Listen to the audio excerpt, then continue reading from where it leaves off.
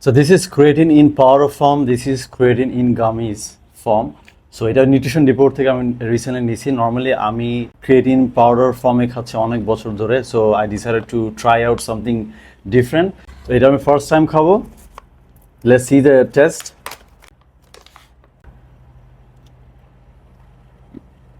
Not bad. So আমাকে 4টা gummies খেতে হবে ফর 3 গ্রাম ক্রিয়েটিন।